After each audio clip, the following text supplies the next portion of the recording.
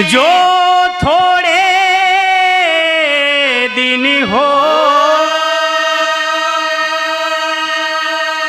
हितिया न हितिया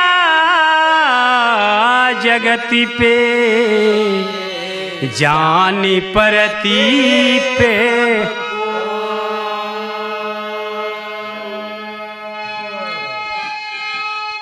आर रची माटी के घर लावा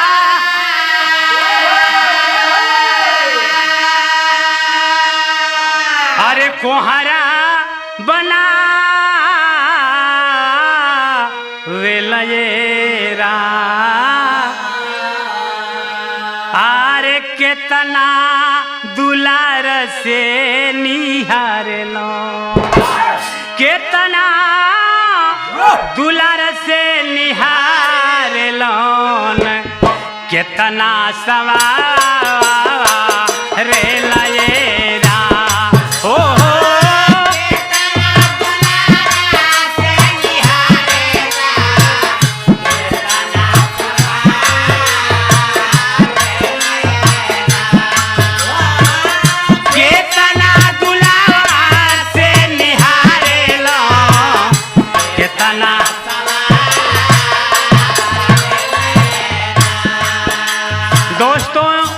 इस शरीर की कल्पना इस शरीर का उपमा कुम्हार के कच्चे घड़े से दी हुई है। यह हकीकत बात है कि यह शरीर माटी का कच्चा घड़ा है। कहना है घर लाके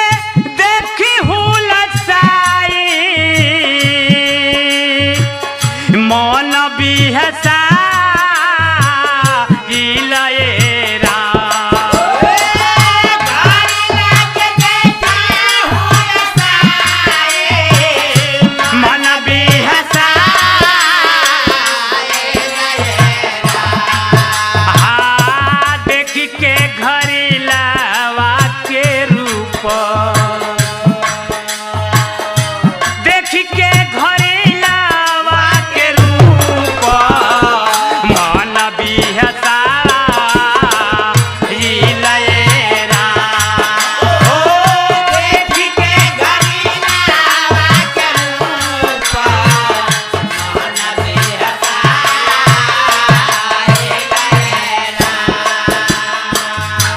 जैसे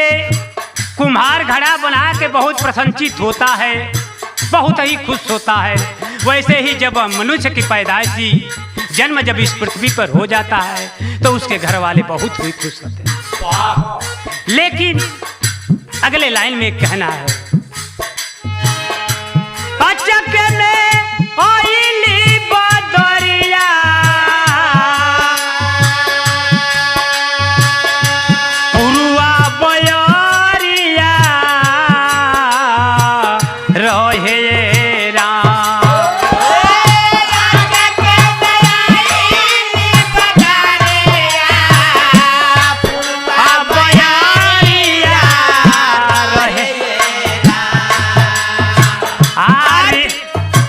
रिम झिम पड़ेला फुहार रिम झिम पड़ेला फुहार घर लागला रिम झिम पड़ेला फुहार घर लागला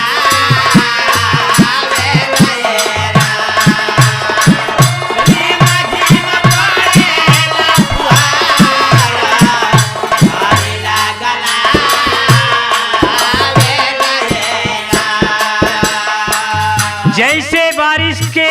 दम पर बारिश के वजह से कच्चा घड़ा भीग जाता है, भीग के मिट्टी में मिल जाता है, वैसे इस शरीर का कोई विश्वास नहीं है कब ये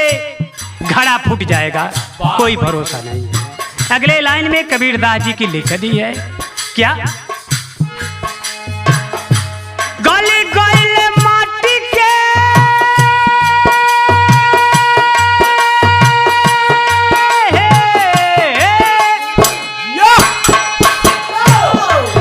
ओ गली गईल माटी के घड़िलवा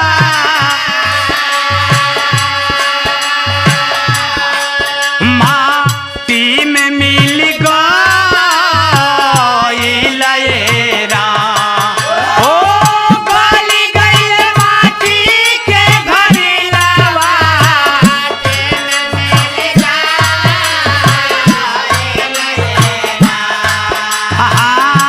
लटी धुनी रोवेले कोहनिया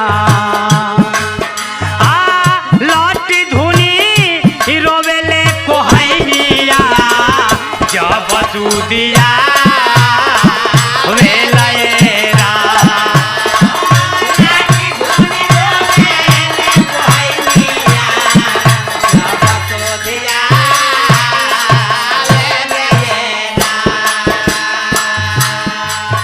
वैसे ही किसी के घर में मौत हो जाती है तो घर वाले लोग रोते हैं, जैसे कच्चा घड़ा के गल जाने से कुम्हार और कुहान रोते हैं। गीत के अंतिम लाइन में कबीरदास जी की लेखनी है क्या? चुप होख कोहरा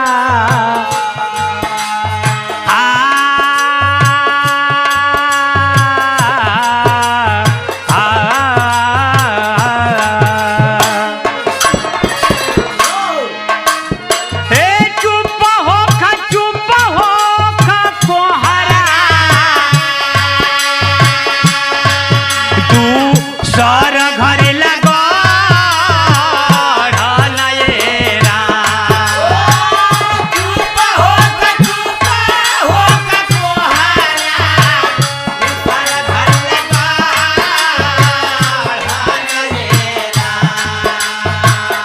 इहे बाटे दुनिया के रीत इहे बाटे अरे दुनिया के रीत साहेब समझा इहे बाटे दुनिया के रीत साहेब समझा ओ इहे बाटे दुनिया के रीत साहेब समझा इहे बाटे दुनिया के रीत साहेब समझा